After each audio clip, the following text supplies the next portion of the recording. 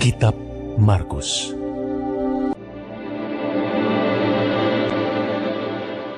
Setelah lewat hari Sabat, Maria Magdalena dan Maria ibu Yakobus serta Salome membeli rempah-rempah untuk pergi ke kubur dan meminyaki Yesus.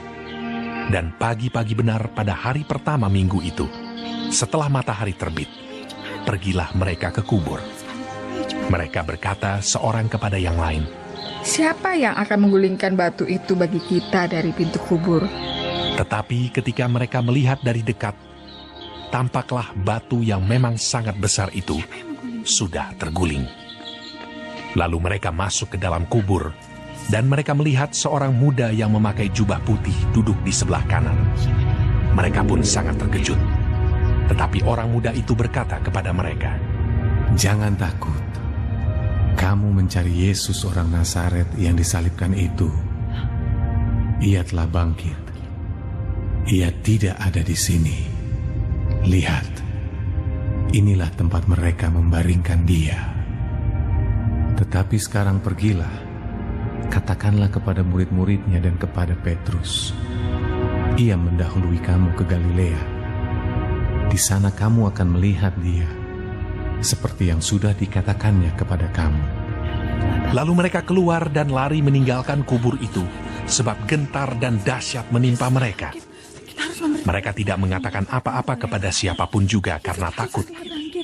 Dengan singkat mereka sampaikan semua pesan itu kepada Petrus dan teman-temannya.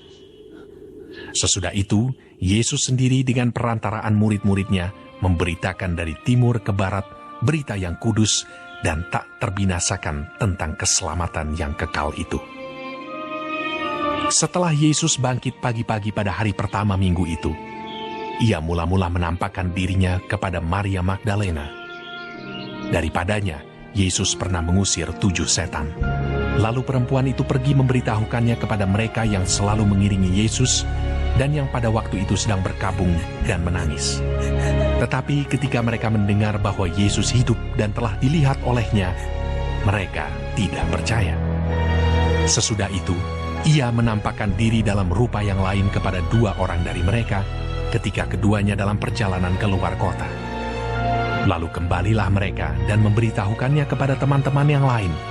Tetapi kepada mereka pun, teman-teman itu tidak percaya. Akhirnya ia menampakkan diri kepada ke-11 orang itu ketika mereka sedang makan. Dan ia mencela ketidakpercayaan dan kedegilan hati mereka, oleh karena mereka tidak percaya kepada orang-orang yang telah melihat dia sesudah kebangkitannya. Lalu ia berkata kepada mereka, "Pergilah ke seluruh dunia, beritakanlah Injil kepada segala makhluk.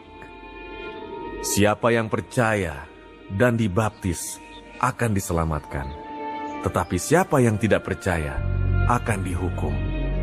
Tanda-tanda ini akan menyertai orang-orang yang percaya. Mereka akan mengusir setan-setan demi namaku.